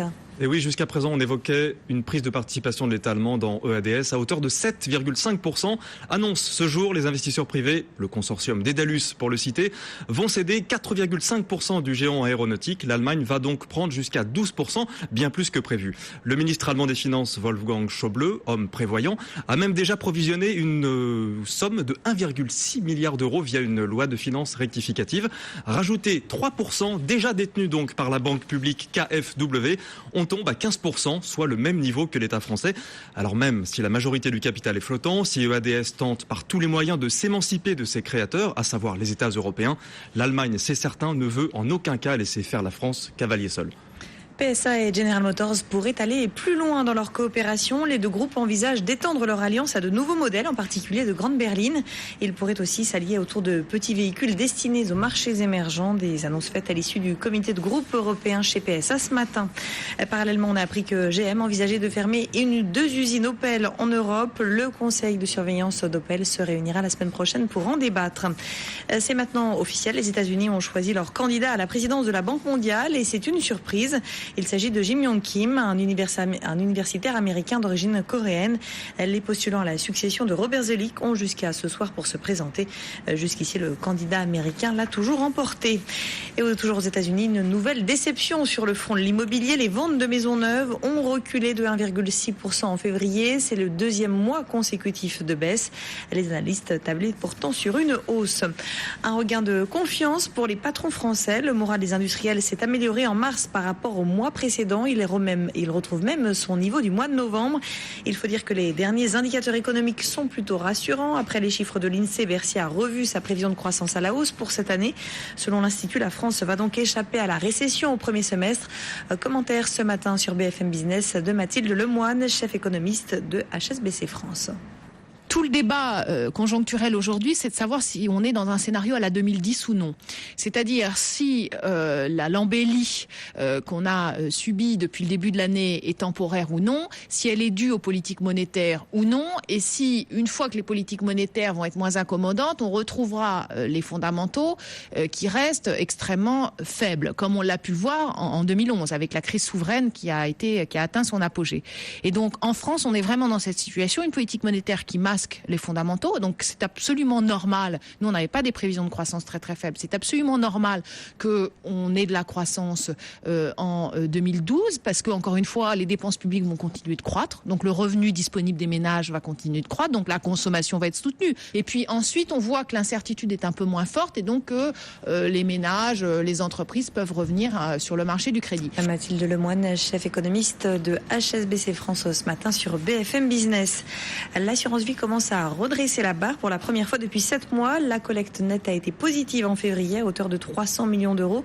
Ce retour dans le vert s'explique d'abord par un fort ralentissement des retraits. Ils ont reculé de 24% par rapport au mois de janvier. Le sommet de la sécurité nucléaire aujourd'hui à Séoul, sommet où la Chine va tenter de peser très lourd. Pour preuve, c'est le président chinois en personne qui fait le déplacement avec une très grosse délégation. Un symbole à la hauteur de l'enjeu pour le pays, Jérôme Lubeskine. Les experts sont presque tous unanimes. L'avenir du nucléaire passe par la Chine et l'avenir de la Chine passe par le nucléaire. À l'heure actuelle, 28 réacteurs sont en construction dans le pays. C'est la moitié du programme mondial. Mais pour assurer son avenir, la Chine va devoir construire plusieurs dizaines d'autres réacteurs d'ici 2050.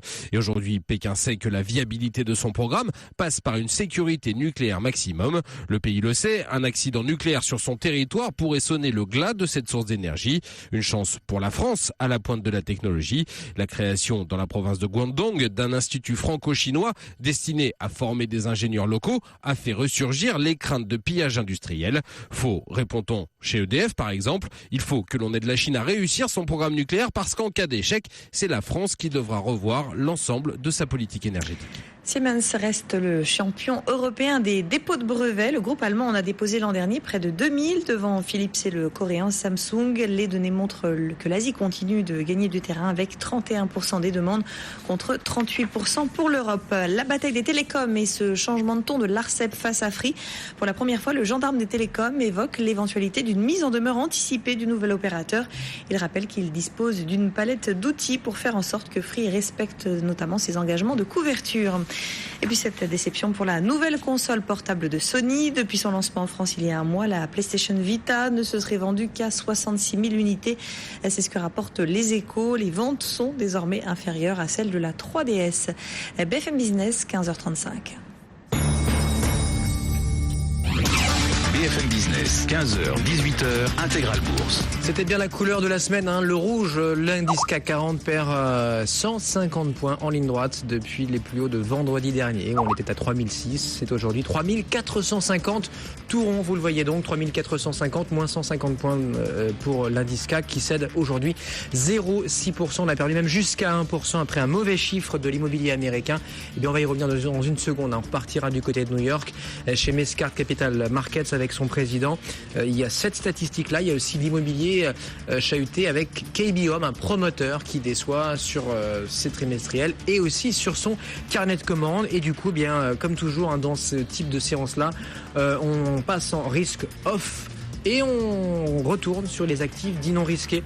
La dette américaine qui était à 2,30 voire 2,35 cette semaine redescend à pratiquement 2,20%. Et puis le Bund allemand, 2,05, de 10 il y a encore quelques séances, redescend très largement et enfonce les deux à 1,85% quand la dette périphérique, elle, reste bien à plus de 5%. Hein. C'était évidemment le cas pour le Portugal et d'autres pays, mais aussi pour le BTP italien depuis 48 heures et l'Espagne à 5,40 hein, pour le rendement, c'est un petit peu technique, mais le rendement de la dette espagnole. On dit aussi un petit mot du trading à haute fréquence qui serait apparemment dans le viseur de la SEC, le gendarme des autorités boursières, le gendarme américain, donc selon le Wall Street Journal, ce régulateur vient d'écrire aux acteurs de ce trading à haute fréquence hein, qui parfois fait 75% des volumes d'une seule séance à Wall Street, et ce afin de savoir s'il y a eu récemment entente, voire même manipulation. Donc voilà les termes employés par le Wall Street Journal ce vendredi. Vous êtes sur BFM Business, vous avez bien raison, on est au cœur d'Intégral Bourse et ensemble jusqu'à la clôture et même un peu au-delà pendant encore un peu plus de 2 heures. 15h, 18h, Intégral Bourse. L'émission 100% Bourse. Sébastien Coinon sur BFM Business. Grégory Volokin donc avec nous par téléphone depuis New York. Bonjour Grégory. Bonjour Sébastien. Fin de semaine négative, hein, ça aurait été finalement la prudence tout au long des 4-5 dernières séances. À quoi vous l'attribuez? Il y a eu les inquiétudes sur la Chine, pas forcément sur l'Europe, mais voilà, en confirmation, l'Europe est en récession, en tout cas n'a pas de croissance en 2012.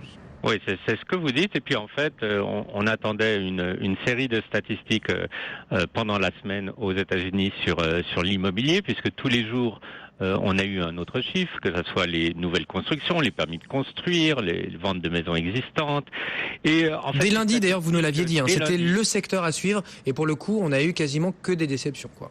Voilà, alors ça n'a jamais été des grosses déceptions parce que c'est des chiffres qui confirment une reprise, mais c'est des chiffres qui confirment une reprise qu'on pourrait dire très molle, avec vraiment pas de raison que ces chiffres constituent un catalyste pour les marchés. Donc moi, ce que je me disais au début de la semaine, c'était ça, c'est aux États-Unis, si les chiffres de l'immobilier vont être mieux que prévu, on aura une bonne raison de monter, mais autrement, on regardera un peu plus la macro, et puis ce qu'on a eu en macro, ça a été justement, comme vous dites, l'Europe et la Chine, et là, il n'y avait pas de raison de se féliciter. L'explication météo, vous y croyez, vous, sur l'immobilier, Grégory? Certains nous ont dit que, voilà, comme chez nous, mais l'hiver a été particulièrement doux sur plusieurs semaines et que du coup, voilà, on pouvait pas tenir le rythme très longtemps et qu'on paye un petit peu ça, quoi, aujourd'hui en mars. J'y crois absolument pas, parce qu'en fait, les chiffres qu'on a eus sont les chiffres justement du mois de février, et le mois de février a été extrêmement doux, donc on aurait pu dire qu'on aurait des meilleurs chiffres que prévu. Donc ça tient pas, ça tient pas la route, ce genre d'explication. Ce qui tient la route, c'est qu'en fait, dans l'immobilier, qu'est-ce qu'il y a? Il y a un inventaire en ce moment de maisons invendues qui sont liquidées à des prix très très bas par les banques, et que évidemment ça met toujours une pression par rapport aux nouvelles constructions et par rapport au prix. Ça, c'est à noter. Quand vous dites très bas, parfois c'est gratuit, quoi. Enfin, c'est $1, hein, parce qu'il y a des charges et les mises aux enchères sont franchement ridicules, quoi. Alors, c'est intéressant de le dire parce qu'en fait, ce qu'a proposé par exemple Bank of America, c'est de louer les maisons. Alors, qu'est-ce qu'ils disent? Ils disent aux propriétaires de maisons qui ne peuvent plus payer leur hypothèque, on va vous proposer en fait de reprendre votre hypothèque, mais vous devenez locataire et vous nous payez un loyer qui doit être évidemment un peu inférieur à l'hypothèque, puisque ces gens ne pouvaient pas payer l'hypothèque. Donc non, il y a encore des efforts qui sont à faire et qui sont faits. La situation se stabilise. Moi, je continue à être positif en disant que on a vu les jours les plus noirs et que les choses repartent. Et d'ailleurs, même si les chiffres d'aujourd'hui des maisons, des nouvelles constructions n'étaient pas bons, il y a quand même un chiffre à noter parmi ces statistiques du jour, c'est que les prix des nouvelles constructions, les prix de vente sont en hausse annuelle de 6%. Donc ça, c'est quand même un tout petit peu rayon de soleil. On a du mal à se le dire ici, effectivement, mais pour vous, est-ce que ça peut s'appliquer au marché en général et à l'économie surtout, hein, c'est plus fondamental, l'économie américaine? Le pire est derrière nous, là. Parce que nous, ici, c'est compliqué à prononcer ce type de phrase.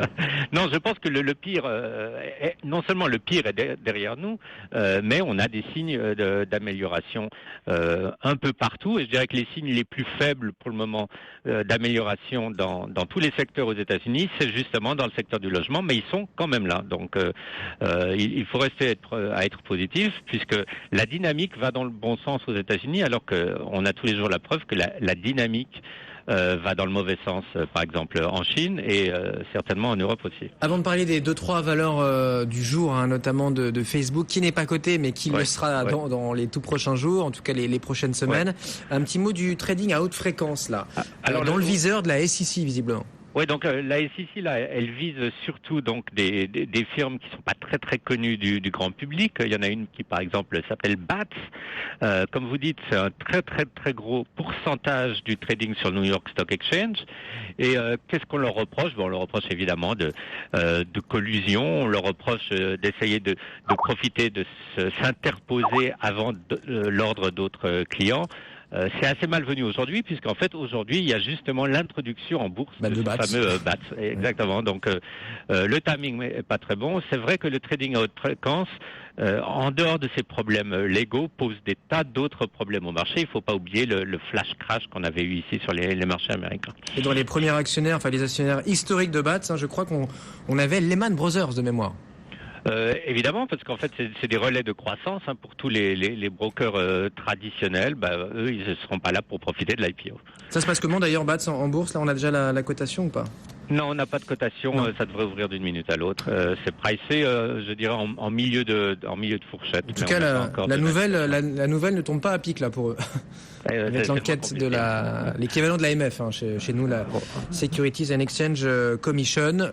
Facebook, là, pour le coup, il va falloir encore patienter un peu plus que BATS pour avoir le prix final. Il y a eu aussi, d'ailleurs, un début de polémique sur le marché gris. Les actions Facebook, on s'échange comme ça sous le manteau, alors que la cotation n'existe pas. Mais certains, non pas traders, mais certains brokers font déjà circuler le papier. Là. Oui, absolument. Moi, je connais personnellement des gens qui ont acheté des actions de Facebook la semaine prochaine. Je peux même vous dire qu'ils les ont payé $43 si ça vous intéresse.